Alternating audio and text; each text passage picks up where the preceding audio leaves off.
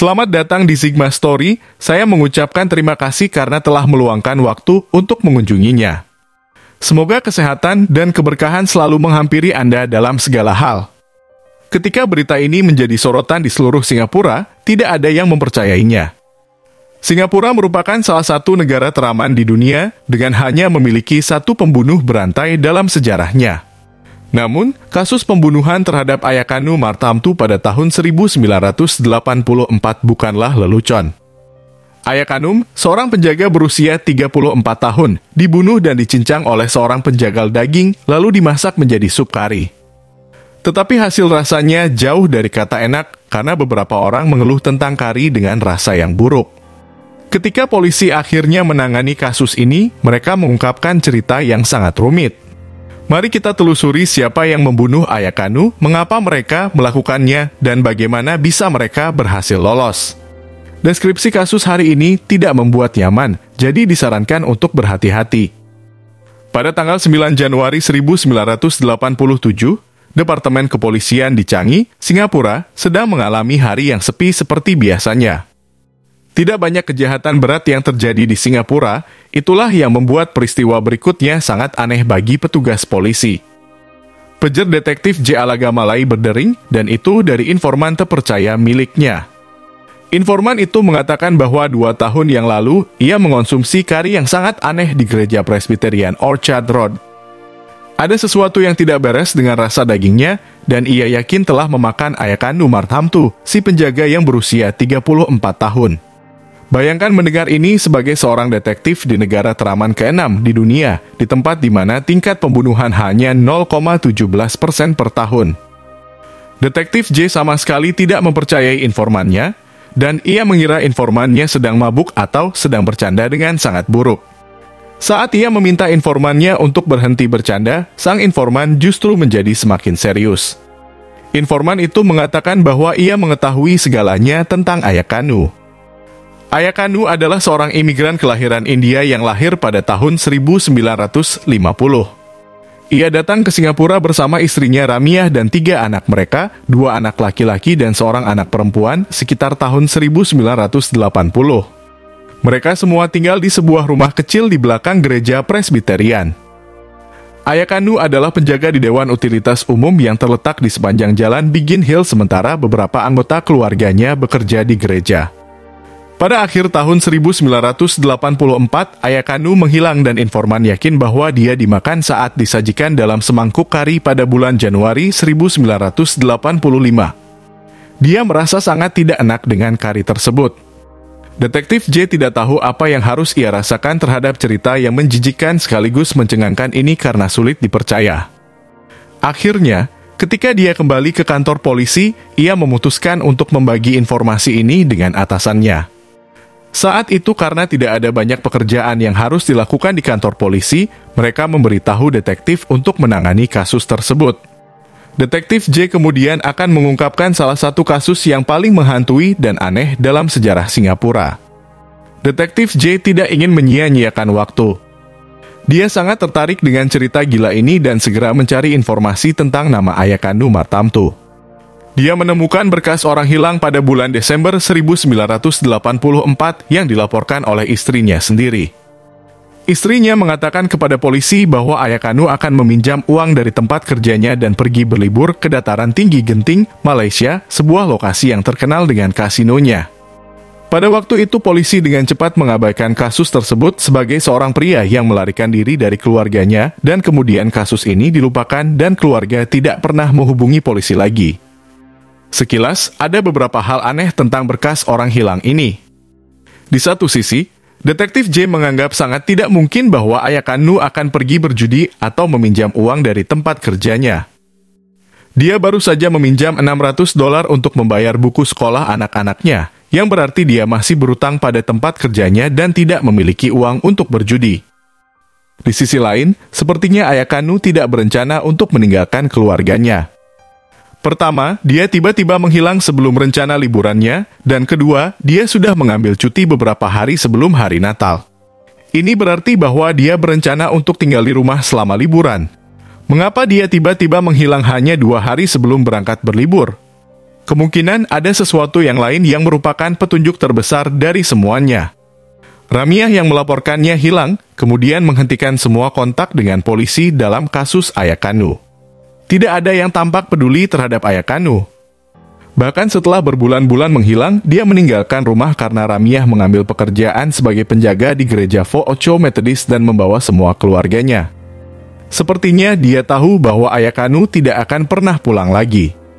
Jadi sepanjang awal tahun 1987, Detektif J melakukan wawancara dengan semua orang yang mengenal Ayakanu, termasuk keluarga, tetangga, jemaat gereja, dan staf gereja, serta siapapun yang mendengar informasi apapun tentangnya.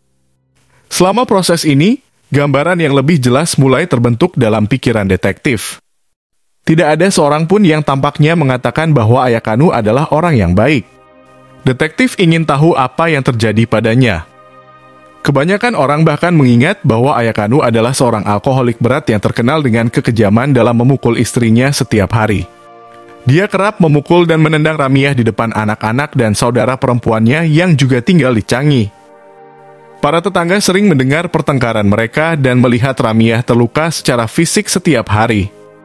Ternyata ada sisi lain dari cerita ini dalam budaya Asia tradisional, di mana perceraian jarang menjadi pilihan dan mereka yang memilih bercerai seringkali menghadapi penghinaan dan bahkan kehilangan dukungan keluarga. Mengetahui hal ini, Detektif J mulai merasakan pemahaman yang lebih jelas tentang apa yang sebenarnya terjadi. Salah satu temuan Detektif J adalah keterlibatan salah satu saudara laki-laki Ramiah yang merupakan seorang penjual daging dan penjual domba. Menurut Detektif J, seorang penjagal daging akan memiliki beberapa alat pemotong yang tajam sesuai dengan kasus ini. Jika cerita informan tersebut benar dan Ayakanu telah dibunuh, seorang penjagal daging akan mengetahui cara memotong tubuhnya. Namun, Detektif J merasa bahwa ada lebih banyak orang yang terlibat dan dia ingin tetap merahasiakan informasi ini sampai dia memiliki semua nama tersangka. Sehingga dia dapat memastikan bahwa tidak ada yang dapat melarikan diri sebelum tanggal penangkapan mereka. Pada tanggal 23 Maret, Detektif J memiliki 3 tersangka tambahan, 2 pria dan seorang wanita yang bekerja di 2 gereja di Kementerian Keuangan, pondok liburan di Changi. Pada malam itu, petugas dari bagian investigasi khusus melakukan penggerebekan besar-besaran di beberapa lokasi secara bersamaan pada pukul 2 pagi dan 8 tersangka ditangkap.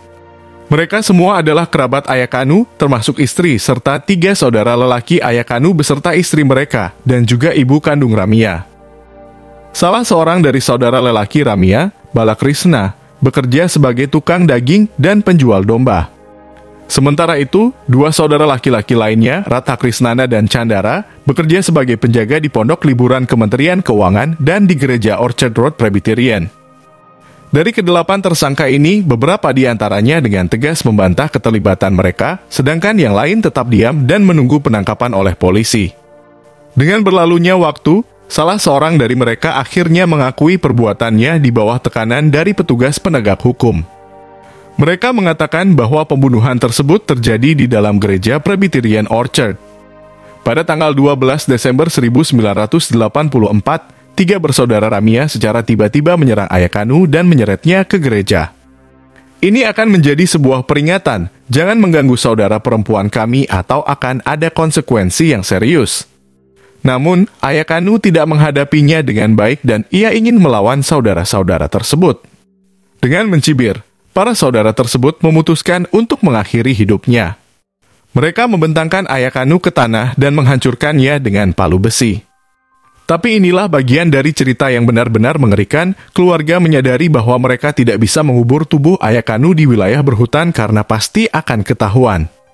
Dan karena Balakrishna adalah seorang tukang daging, ia tahu betul bagaimana mengurusi mayat. Ia mulai mengambil belatinya yang terbaik dan menghilangkan tulang-tulang dari tubuh Ayakanu seperti saat ia memotong daging domba. Keluarganya kemudian memasak berbagai hidangan kari dan biryani dengan daging Ayakanu tersebut. Makanan ini bukan hanya hidangan tradisional India, tetapi juga mengandung banyak rempah-rempah pedas dan bubuk cabai untuk menyamarkan rasa yang mengerikan. Mereka menghancurkan tulang-tulang besar dan tengkoraknya, lalu menyimpannya dalam tas plastik hitam dan membuangnya ke berbagai tempat sampah di sekitar daerah tersebut. Lalu, Bagaimana dengan banyaknya hidangan kari tersebut? Jadi keluarga Ayakanu memasukkannya ke dalam tas besar. Beberapa dibuang seperti makanan restoran yang tidak tersimpan dengan baik, sementara yang lain dibawa ke berbagai gereja lokal di Changi, Singapura. Beberapa orang yang pernah memakan kari manusia tanpa sadar, salah satunya adalah seorang pekerja kebersihan. Dia pernah membersihkan sebuah tempat sampah besar ketika dia melihat sebuah kantong yang tersegel dengan sempurna yang berisi kari dan berbau enak terlihat segar. Dia berpikir sayang sekali dan dia mencoba mencicipi kari tersebut tapi rasanya sangat buruk sehingga dia harus meludahkannya.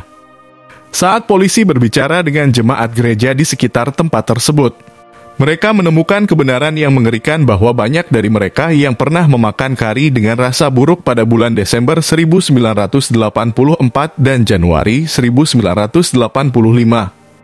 Pada tanggal 27 Maret 1987, 3 bersaudara dan Ramiah dituduh melakukan pembunuhan. Adik ipar Ramiah, Mary Manue, dan ibu kandung Kamachi dituduh menjadi bagian dari kejahatan tersebut. Kasus ini menjadi headline di seluruh negeri. Direktur Departemen Investigasi Pusat, Jagjit Singh, mengatakan bahwa kasus ini sungguh tidak biasa dikarenakan sisa tubuhnya tidak pernah ditemukan dan yang meninggal pun tidak dilaporkan sebagai korban pembunuhan. Kasus ini juga mengerikan tentang bagaimana cara tubuhnya dibuang. Kasus ini juga memiliki plot akhir yang aneh. 3 bulan kemudian semua 6 tersangka dibawa ke pengadilan. Detektif J dan timnya yakin bahwa keluarga tersebut akan dihukum penjara.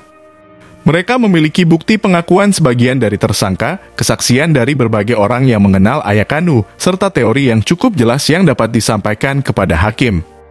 200 orang menghadiri persidangan tersebut. Pada saat itu ini adalah acara besar yang terjadi di Singapura. Semua yang hadir berdiskusi tentang kemungkinan 6 tersangka apakah akan menghadapi hukuman mati. Para wartawan dari seluruh negeri juga sangat ingin mendengar putusan tersebut. Yang mengejutkan, jaksa penuntut mengatakan bahwa tidak ada cara untuk melanjutkan kasus ini.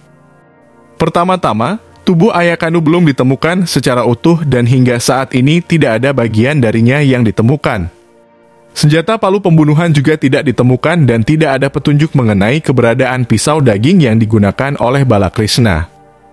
Polisi tidak melakukan analisis yang cukup mendalam dan tidak mungkin mengumpulkan jejak DNA dengan teknologi yang tersedia pada tahun 1987. Pembunuh Ayakanu mungkin tidak akan pernah sepenuhnya diadili, yang ada hanyalah pengakuan yang mencengangkan dan beberapa laporan buruk tentang hidangan kari. Ke-6 tersangka dibebaskan dan kasusnya ditutup. Ini tidak berarti mereka dinyatakan bebas, mereka masih dapat dijerat dengan tuduhan yang sama jika ada cukup bukti. Polisi berjanji akan melakukan penyelidikan lebih lanjut dengan harapan mendapatkan lebih banyak bukti terhadap keluarga tersebut. Pada hari pembebasan mereka, 3 bersaudara itu ditangkap kembali berdasarkan undang-undang kriminal dan ditahan di penjara Changi selama 4 tahun, tetapi pembunuh Ayakanu sampai hari ini masih berkeliaran bebas. Mereka bahkan mungkin memiliki nama samaran yang selamanya dilindungi oleh pantauan polisi. Kematian Ayakanu adalah sebuah kisah yang rumit. Apakah Ramiah harus dihadapkan dengan hukuman mati? Apakah kekerasan terus-menerus dari suaminya membenarkan keputusan saudaranya?